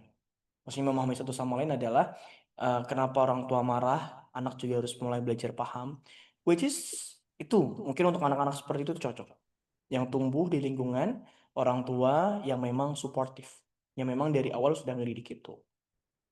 Lalu, gimana Kak kalau misalkan nih sebagai seorang tenaga pendidik kita gitu ya, bukan sebagai orang tua, atau misalkan sebagai praktisi seperti Kakak dulu. Kakak itu lebih cenderung untuk memix ya, teman-teman, di antara beberapa pola asuh. Ada anak-anak dulu yang ketika dikerasin nggak bisa, maunya dilembutin. Ketika kita kayak tegasin, misalkan namanya Matthew, Matthew, gitu misalkan. Ada yang kayak gitu langsung takut diam, gitu, langsung dia jalan nurut gitu. Ada anak yang nggak bisa kayak gitu, namanya misalkan Fadel, Fadel misalkan, dia nggak akan mau. Bedakan bentak dengan tegas sih teman-teman. Kalau tegas itu kalau bentak misalkan, wih Matthew, tapi kalau Matthew itu nada tinggi yang itu akan aware. Kenapa? Karena anak-anak itu pada faktanya itu memiliki tingkat fokus yang berbeda-beda kan Nita. Ya, memiliki tingkat fokus yang berbeda-beda. Ada anak yang memang memiliki tingkat fokus yang bagus, yang bagus gitu. Sehingga dia tidak perlu dipanggil dengan nada yang tinggi, dengan nada yang tegas. Tapi cukup dipanggil namanya, misalkan aku dulu punya anak yang super-super lucu namanya Gio, ya. Bukan Gio, Gio, Giorgio namanya. Ya, Gio, anaknya lucu banget dan dia suka banget kalau dilembutin. Tapi kalau ditegasin dikit, ya anaknya jadi nangis gitu ya. Nah, balik lagi ke Anita. Sebenarnya baik itu gentle parenting ataupun jenis-jenis parenting di layanan, ada yang bagus tuh persuasive parenting, itu juga ada tuh, bisa dicari nanti dan lain-lain itu ya. Itu banyak, tidak ada yang sempurna. Itu pasti memiliki kelemahannya masing-masing. Gitu ya. Maka dalam belajar parenting ini jangan terpaku dalam satu metode saja, tapi juga pelajari metode-metode yang lain. Nanti di situ kita bisa tambal sulam. Oh, artinya kita nggak setuju nih Kak Anita dengan gentle parenting ini karena mungkin terlalu lembek gitu ya, tanda kutip. Nah, itu nggak cocok memang untuk anak-anak yang memang memiliki apa ya, kemauan yang keras gitu ya. Kurang cocok untuk anak-anak yang mungkin agak fokusnya tuh kurang, suka lari sana, terlalu hyperaktif maybe gitu ya. Nah, itu mungkin agak kurang cocok. Ada kadang perlu ketegasan juga. Nah, jadi kita harus paham akan hal itu. Nah, maka kalau misalkan apakah gentle parenting 100% sempurna? Of course no. Pasti ada kekurangan gitu ya. Karena gini, setiap anak itu memiliki karakter yang beda-beda kan Anita. Termasuk mungkin anak Anita nanti itu tipe anak yang seperti apa, ingin dibentuk seperti apa, itu dimulai dari usia 2 minggu sebenarnya teman-teman. 2 minggu itu no no yes 2 minggu ya, 2 minggu itu anak-anak udah mulai bisa melihat, membedakan warna gitu ya dan lain-lain. Jadi ketika kecil kalian ingin membentuk anak kalian itu seperti apa, itu dari kecil, dari pola asuh ketika bayi, bahkan bukan dari ketika dia sekolah. Kesalahan orang tua saat ini adalah mendidik anak itu ketika anaknya sekolah, udah usia 3 tahun atau 4 tahun udah sekolah baru dididik, padahal no, dari kecil gitu ya. Belajar bahasa pun dari kecil, itu harus teman-teman paham. Jadi jangan jangan ketika udah sekolah baru mau dididik gitu. Nah, jadi gitu ya Karita. Pada dasarnya nggak ada konsep yang sempurna dalam parenting ya. Itu pasti ada kekurangan dan harus disesuaikan dengan karakter anaknya. Gitu. Tapi ada satu hal yang harus teman-teman pahami ketika kecil itu ya, kan kita juga mungkin agak lebih tertarik dengan hal ini. Itu anak-anak itu biasanya di usia 2 tahun sampai dengan 5 tahun itu adalah di fase-fase kritis. Fase kritis tuh artinya pertanyaan-pertanyaan mereka tuh kadang tuh out of the box banget nggak sih? Kalian pernah nggak mengalami atau mendapati pertanyaan yang aku aja nggak kepikiran ini pertanyaan ini gitu, tapi mereka kepikiran? Pernah nggak? Pernah, Kak. Contohnya Pernah, apa? pernah. Contohnya apa? Contohnya, eh oh, karena aku punya ponakan yang dia baru TK, jadi dia tuh suka banget sama mermaid. Dia bilang kata, eh kok cewek ini bisa punya buntut, kok aku enggak? Gimana ya caranya aku bisa punya buntut? Katanya gitu. Buntut ikan. Iya, Ya tahu aku tahu. aku bingung. Jadi dia bilang katanya, jadi pas apa dia sudah sore, dia waktunya mandi, aku sudah mulai mengenalkan dia dengan apa namanya kayak oke mandi sendiri ya gitu karena ada bagian-bagian yang aku nggak boleh Hmm. tahu, aku nggak boleh lihat kayak gitu-gitu. Oke, terus dia lama banget kayak aku lihat dari balik pintu tuh dia nyiram-nyiramin kakinya biar jadi butut Kak. Astagfirullahaladzim kataku teh ada ya pokoknya Iya, kayak gitulah. iya, iya. Ada yang kadang pertanyaan ada, kenapa ya burung itu punya bulu gitu? Atau misalkan ada juga yang aku mendapati satu pertanyaan yang cukup aneh waktu itu tuh. Jadi ada gedung ya, jadi lagi ada field trip gitu ya. Jadi ada gedung yang cukup tinggi, yang tinggi-tinggi banget. Jadi Palembang gedung tinggi itu seperti apa sih gitu ya. Nah, kemudian gedung itu tuh ada 3 baris, 1, 2, 3 gitu. Nah, mereka tuh memiliki warna yang berbeda-beda gitu di gedung itu. Berbeda-beda. Enggak gitu ya. Kenapa gedung itu ke warnanya biru, tapi yang itu warnanya putih, atau itu dan itu kenapa warnanya merah? Ini yang biru itu berarti lagi sedih ya Uncle gitu ya. Yang merah lagi marah ya, karena kan kalau warna kan cenderung kayak gitu ya. Nah, itu teman harus bisa menjelaskan. No, jangan sampai kalian bilang, oh ya, nanti nggak tahu ini apa jawabannya. Lebih baik better kalian jawab kayak, oke, misalnya pertanyaan mermaid. Sekarang Anti tuh nggak tahu, bukan nggak tahu. Anti tuh belum ketemu jawabannya. Tapi Anti mau coba cari dulu ya. Nanti kalau Anti udah dapet, Anti jelasin ke kamu. Nah gitu, better kayak gitu. Oh iya, nanti ditunggu ya jawabannya, biasanya kayak gitu. Orang lu nangis bener, kirain kenapa, ternyata dia pengen masuk ke mobil ambulan, dia mau. Nah itu, nah itulah kesabarannya teman-teman. Ketika ada, kalau orang tua nggak sabar, banyak ketemu orang tua kayak, dosa banyak tanya misalnya katanya. Dosa banyak tanya lah itu, udah cuma gedung biasa. Nah, itu nggak boleh, itu mematikan apa kekritisan seorang anak. Dan dia tidak akan mau bertanya lagi sama kamu. Dan ini juga bukan hanya bagi orang tua, tapi bagi guru-guru, baik guru TK, guru SD. Nah itu harus paham akan hal ini. Gitu, jadi nggak boleh kayak ini kenapa, terus kita bilang nggak tahu ya, gitu. Nggak boleh bilang, oh iya pertanyaannya bagus banget, tapi sekarang nanti belum menemukan jawabannya. Nanti mama, misalnya sebagai orang tua ya, nanti papa akan cari dulu jawabannya, nanti kalau udah ada papa jelasin ya ke kamu. Kasih papa waktu sekitar 30 menit kita. Atau kasih papa waktu 1 hari, besok papa akan jelaskan ke kamu. Oke Pak. Nah, itu tidak akan mematikan daya kritis kamu. Makanya sebagai orang tua tuh justru harus bener-bener belajar guys. Dalam mengolah emosi pertama, kemudian yang kedua, knowledge kalian itu harus terus ditambah. Karena pertanyaan anak-anak itu out of the box banget. Dan kita nggak boleh, kayak kata Kak Anita, berkata tidak gitu ya, tidak tahu kepada mereka. Jangan gitu, memang dalam konteks itu kita nggak boleh. Karena itu kalau kita sering kali menjawab tidak tahu, ya mereka tidak akan mau bertanya lagi. Dan itu mematikan daya pikir mereka. Jadi mereka nggak kritis, jadi mereka kurang cerdas. Gitu. Nah, sayangnya kultur di negara kita ini anak yang banyak tanya justru sering banget dibenci. Oh, apa sih banyak tanya nih soalnya gitu ya. Kenapa sih banyak tanya? Udah diikutin aja apa kata guru kan gitu. Padahal nggak boleh kayak gitu. Nah, itu kultur yang menurut aku kurang bagus ketika di Indonesia buat anak-anak gitu ya. Teman-teman harus paham akan hal itu. Gitu ya. Jadi pada intinya gitu Kak Anita. Nggak ada konsep parenting yang sempurna. Kalau dalam konteksnya kayak tadi jangan berkata jangan, tidak boleh berkata jangan dan tidak boleh berkata tidak. Eh Lihat konteks juga sih. Kalau misalkan ternyata adalah satu hal yang bahaya, ya nggak ada masalah ketika kita ngatakan, misalkan namanya Matthew. Kenapa Matthew? Karena teman-teman aku tuh ada satu anak waktu aku di sampai sekarang masih teringat namanya Matthew. Anaknya tuh ini orang Kristen ya, tapi anaknya lucu banget, gempal gitu. Kalau teman-teman tahu pempek beringin Palembang, pempek beringin. Nah, mamanya tuh salah satu investor di situ lah. Kalau teman-teman tahu di Palembang ya.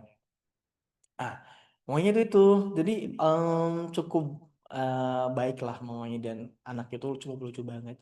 Jadi ketika kita menjelaskan kepada mereka tentang, misalkan kita nggak, anak itu nggak boleh makan pasir, kita harus jelasin misalkan namanya Matthew. Matthew, pasirnya itu bukan untuk dimakan, tapi pasirnya untuk main. Sehingga kalau main pasir, kamu nggak boleh makan pasir ya, gitu. Nah itu boleh dijelasin, cuma harus dijelasin, why, kenapa kenapa tidak gitu, terus dijelasin. Kenapa jangan, misalkan cuma sekedar jangan makan pasir, kayak gitu nggak, tapi jelasin Matthew, ini pasir, ini bukan makanan. Pasir ini hanya untuk bermain, ya bukan untuk dimakan. Kalau dimakan nanti ini bisa berbahaya bagi diri kamu, bagi perut kamu, gitu ya, dan lain-lain kata. Jadi tinggal permainan katanya aja sih Kak Rita dalam hal itu. Atau misalnya kita tidak boleh mengatakan apa tidak gitu ya, jelasin tidak itu. Kalau kita mengatakan tidak tok itu ya nggak boleh. Tapi kalau, nah, misalkan aku dulu punya siapa lagi namanya, Rafli, atau Raffi, anak itu lucu banget. Raffi, lupa ya namanya, Raffi kalau nggak salah. Iya misalkan kita mengatakan Raffi, kalau misal Raffi, kamu datangnya hari ini terlambat, sehingga kalau terlambat Raffi nggak bisa ikut di jam-jam yang menyanyi. Gitu. Besok kalau Raffi ingin ikut jam menyanyi, maka Raffi nggak boleh telat ya. Gitu sebenarnya. Kalau kayak gitu belajar sambil nikah atau belajar tentang parenting, Kak. Belajar dulu, persiapkan ilmunya, baru nikah. Ya benar, pas ngajar TK pun dibilangin gitu, nggak boleh bilang jangan, diganti kata baik kita. Lebih dijelasin ke fungsinya juga, contoh bangku fungsinya buat duduk, dibanding jangan.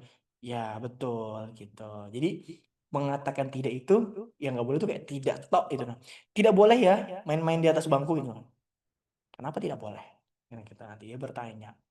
Atau nggak boleh ya makan rumput. Kita sebagai orang dewasa jelas nggak boleh makan. Cuman mereka tuh perlu apa ya, reason gitu Bang. Ya, harus ada alasan. Mereka anak bisa mematikan sel-sel. Itu kalau bentak. Kalau ngebentak ya. Tapi aku dulu aku dulu tuh teman, salah satu praktisi yang disegani banget sama anak-anak. Ya jadi ceritanya dulu ketika masih jadi praktisi sekitar 2 tahun setengahan lah aku di praktisi itu, diangkel-angkel di anti-anti yang lain nggak mau anak itu tuh diem, rame kan. Terus panggil gini, kakak bilang apa ya waktu itu, everybody sit down gitu ya, nadanya setinggi itu, langsung duduk semua. Kenapa nada tinggi? Kita pun harus paham ada anak-anak yang memang tadi saya jelasin fokusnya tuh rendah, kita harus dipahami. Kadang kita tegas, bukan ngebentak ya, tegas. Nadanya keras, tapi bukan keras yang ngebentak itu beda loh teman-teman. Paham gak sih kayak ngomong keras tapi bukan ngebentak kita. Paham gak? Ya benar-benar itu teman bisa kita visualisasi lah. Ya, nah gitu ya Kak Anita. Jadi nggak ada sebuah metode yang sempurna, which is gitu ya, nggak ada yang sempurna, tapi juga kita tetap harus belajar di metode-metode yang lain untuk bisa menambal sulam. Oh ini yang nggak boleh, oh ini yang menurutnya kita nggak tepat bisa ditambal dengan yang ini. Gitu.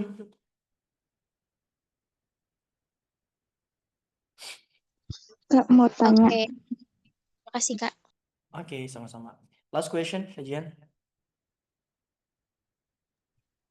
Kak, di era yang berkembang dan teknologi yang sangat pesat ini, sebenarnya perlu nggak sih Kak, ibaratnya pendidikan anak itu melalui misalnya lewat digital, misalnya handphone kayak gitu. Soalnya kalau ibaratnya dari buku-buku aja gitu, pasti kayak ada rasa kurang menarik kayak gitu dari apa ya, dan agak kurang lengkap gitu Kak. Kira-kira di usia berapa gitu kalau misalnya seandainya itu boleh gitu Kak? Baik, belajar digital ya, belajar melalui digital, handphone, or laptop maybe, iPad, and then computer, boleh-boleh aja. Tapi harus tahu batasan, dibatasin. Teman-teman nggak boleh untuk kayak saklek, nggak boleh main handphone or iPad or laptop gitu ya. Zaman ini nih anak-anak terus bisa digitalisasi gitu. Sehingga ketika kalian tidak boleh banget gitu, maka salah. Boleh, tapi harus di waktu dan saat yang tepat. Contoh, ketika pengen belajar, anak itu mau main, kau Abi, Umi mau main YouTube, boleh. But dibatasin berapa waktunya sehari gitu. Nah, berapa ke usia berapa anak-anak itu bisa dikenalkan dengan gadget katanya untuk belajar? Aku secara penelitian belum tahu ya kajian, tapi secara pengalaman itu di usia 5 tahun. 5 tahun. Kenapa di usia 5 tahun? 5 tahun ke atas gitu ya. Karena di 5 tahun ke bawah itu adalah masa-masa anak-anak itu untuk belajar, untuk mencari tahu.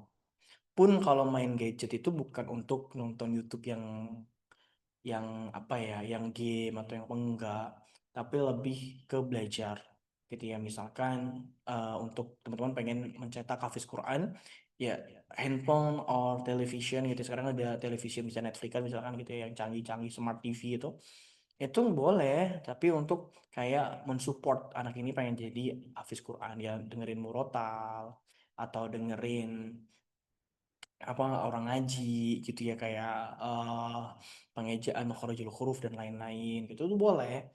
Cuma untuk kayak ada kan kadang anak-anak tuh ada yang nonton dan seterusnya, nah itu nanti itu belum ya. Jadi 5 tahun ke bawah itu full untuk belajar secara live, main teman-teman. Aku satu apa ya, menemukan beberapa kasus dulu itu anak-anak orang kaya gitu ya, kaya banget memang. Ada satu anak itu, teman-teman tahu PT Wings nggak? Wings, Wings itu ya kayak produknya itu Indomie maybe, atau sabun Wings gitu ya, gitu gitulah. Itu ada salah satu petinggi atau investor terbesar di situ tuh anaknya belajar di tempat aku. Dan kalian tahu anak usia 3 tahunan kalau nggak salah waktu itu namanya Bang. Aku ada deh gitu ya, aku sebutin namanya. Itu ini apa? Bukan satu dua anak ya, banyak. Nginjak rumput aja mereka nggak mau, geli nginjak rumput doang gitu ya. Rumput sintetis mereka nggak mau, kakinya diangkat gitu, apalagi main pasir gitu ya. Jadi itu di usia 5 tahun itu kenapa saya menyarankan tidak, jangan dulu diperkenalkan dengan handphone teman-teman. Karena ada beberapa kecerdasan-kecerdasan yang harus dikejar dulu. Kecerdasan sensorik, motorik gitu ya, kemudian auditori terus dikejar, and then after that speaking itu harus dikejar. Kenapa anak sekarang kecil-kecil tuh banyak yang speech delay atau keterlambatan ngomong? Itu salah satunya adalah ketika kecil itu selalu dikasih gadget, terlalu dikasih gadget, terlalu over, sehingga dirinya nggak pernah diajak ngobrol sama orang tuanya, nggak pernah diajak komunikasi. Lalu apa? Jadi speech delay, mulutnya nggak terlatih gitu. Kalau dulu pernah jadi terapis speech delay guys, ya 1 tahunan lah ya, 1 tahun 1,5. Jadi datang ke rumah ya untuk menerapi anak-anak yang speech delay gitu. Seru kok baca tentang anak. Nah gitu ya kajian ya. Jadi memang boleh dan cukup perlu untuk saat ini, tapi eh, harus diperhatikan durasinya dan usianya gitu. Izin menanggapi sedikit ya Kak. Boleh. Yang saya lihat gitu ya Kak, banyakan orang tua tuh karena ibaratnya nggak mau diganggu kegiatannya atau apa gitu ya. Jadi lebih ke arah udah main HP aja, udah sana Nah, jangan gangguin kayak gitu kan. Tapi nanti pas giliran orang tuanya mungkin lagi nggak ngasih HP, anaknya malah jadi tantrum gitu, langsung kayak gosor-gosoran iya, berlebihan seperti itu Kak. iya, Nah itu wajar, eh, kenapa tuh Kak? wajar karena Wajar. gitu. Wajarnya karena gini teman-teman. Saya mengatakan itu bukan dua perbuatan yang normal yang harusnya terjadi, tapi itu wajar terjadi ketika anak itu diberikan gadget. Kan kakak udah bilang ya, aku kayaknya pernah belajar juga ya tentang bagaimana game itu atau gadget itu bisa candu, atau ya di sini atau di mana ya. Game itu bisa bikin, bukan game, gadget itu bisa bikin candu, teman-teman. Nah, ketika tidak dikasih seorang anak itu, dia tidak bisa mencari kebahagiaannya, tidak mendapatkan kebahagiaannya, maka dia akan tantrum gitu. Dan ketika ada orang tua yang memberikan gadgetnya kepada anak supaya anak diem, itu bukan satu hal yang aman bagi anak, itu aman bagi orang tua, tapi tidak aman bagi anak. Nah, itu nggak bisa dicontoh, ya nggak perlu dicontoh. Itu banyak zaman sekarang kayak gitu. Berat guys, makanya kalau belum siap jadi ibu dan ayah tuh berat. Kalau kalian, ya gitulah intinya, siapin dulu ya sebelum nikah segala konsekuensinya, termasuk dalam hal ini harus bisa untuk diskusi apa, mendidik anak juga gitu. Banyak kok kakak dulu, aduh banyak banget sih nanganin kasus anak-anak yang speech delay atau keterlambatan bicara di usia 3 tahun baru bisa mama, baru gitu-gitu ya, gitu ya. Oh, logical fallacy ya. Nah, jadi kalau misalkan kalian pengen nikah ya, kalian bukan hanya siap jadi seorang istri, tapi kalian juga harus siap jadi seorang ibu gitu. Bisa dipahami ya, teman-teman. Intinya belajar, ayo belajar parenting. Let's go, let's go. Guys, aku menyarankan Kak, kalian tuh, ya, siapa ini? uh, Oh, Danisa, ini. Kak. Kak, Ah, what? izin masuk ya. Boleh, boleh, boleh. Nanti mungkin kalau misalnya udah setelah kakak penyampaian ini, Danisa boleh minta tips nggak, Kak? Mungkin kan Hmm. 3 pertanyaan kan udah tutup nih. Ya, betul, Wah, betul. jadi di sini Danisa mau minta tips. Tadi kan kakak sempat sedikit sedikit nyinggung tentang apa, inner child ya, anak kecil Hmm. di dalam tubuh kita.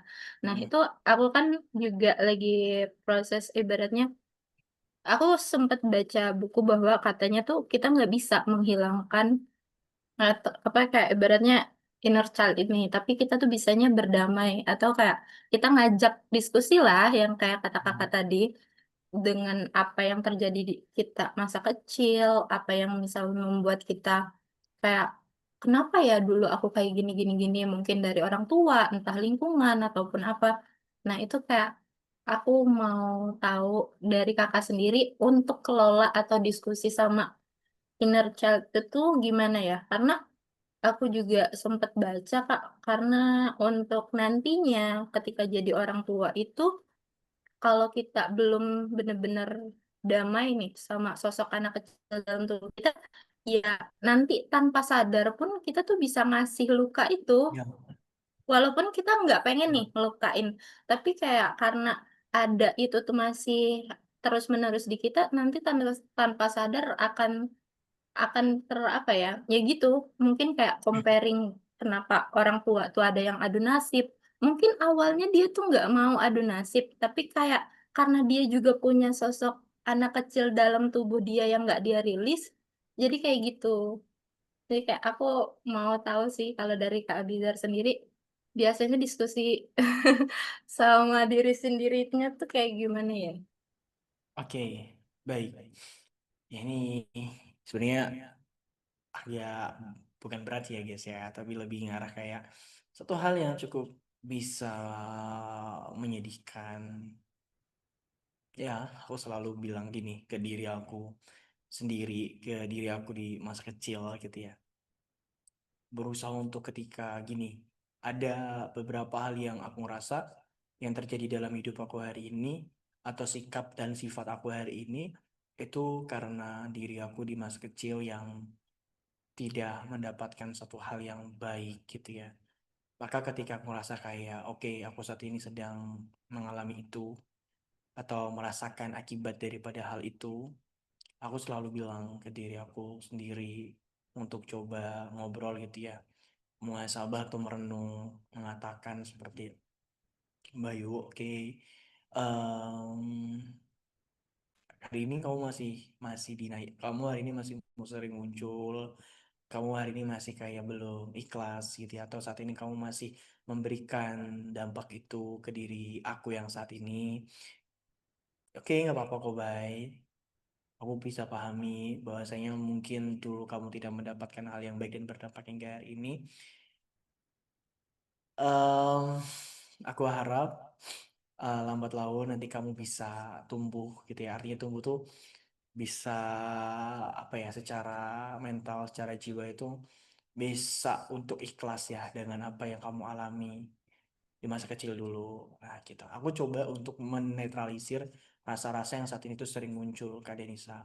Misalkan contoh, aku dulu itu orangnya nggak didengarkan sama orang tua misalkan gitu ya. Orang tua aku lebih cenderung kayak tadi gitu ya.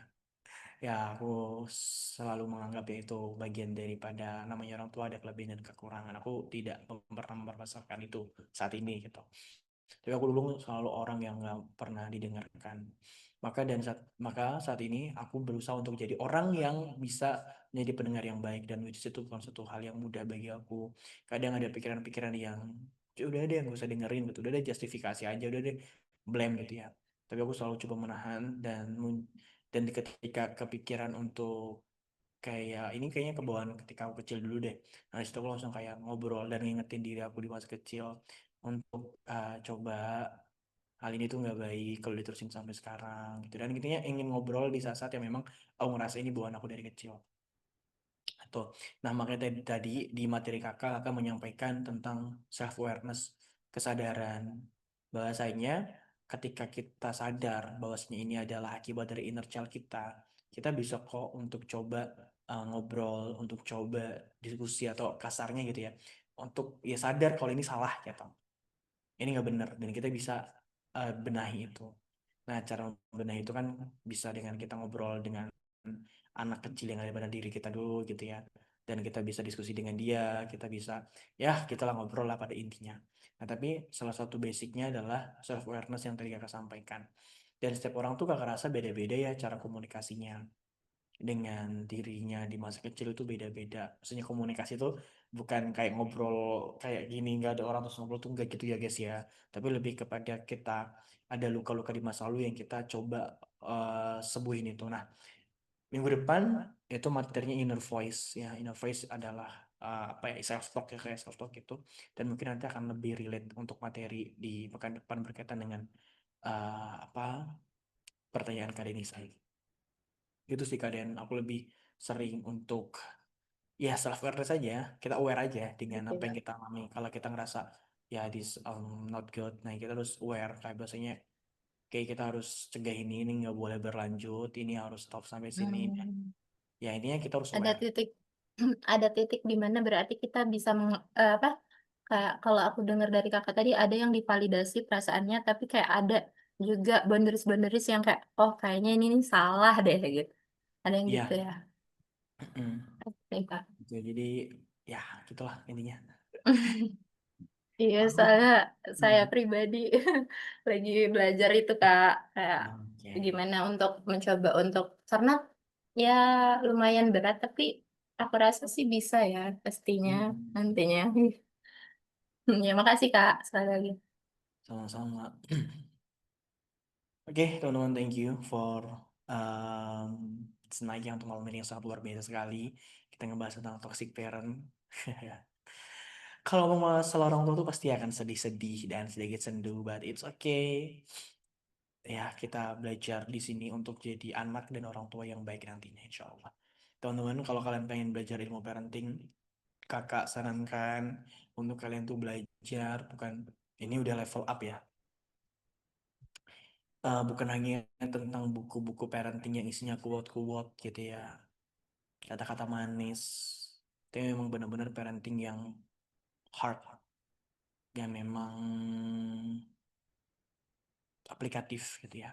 Kemudian juga eh, bisa apa memang aplikatif sekali by reason gitu ya. Atau kamu bisa baca buku-buku yang berat-berat gitu.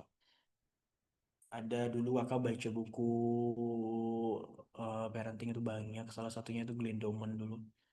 Harus belajar tentang buku Glenn Doman. Teman-teman harus tahu Cedera Otak by Glenn Doman.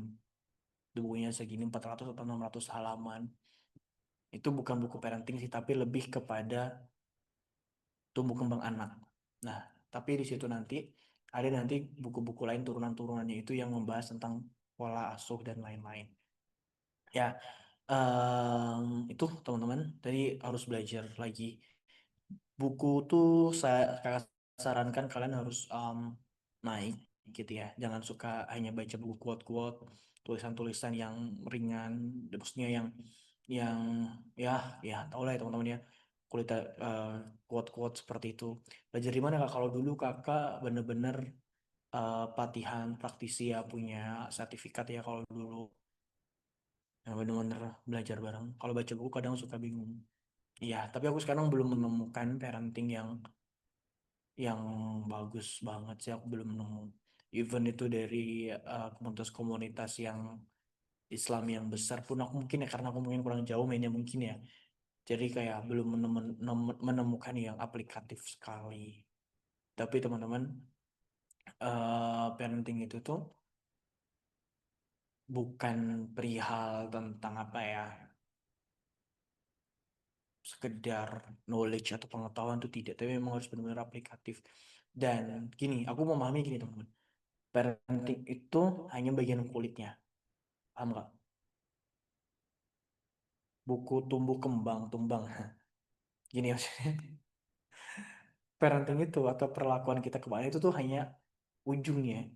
Kalau gunung gitu ya, itu hanya puncaknya sih gitu. Tapi di bawahnya kalian tuh harus dibekali dengan kenapa anak ini nggak boleh dibentak misalkan.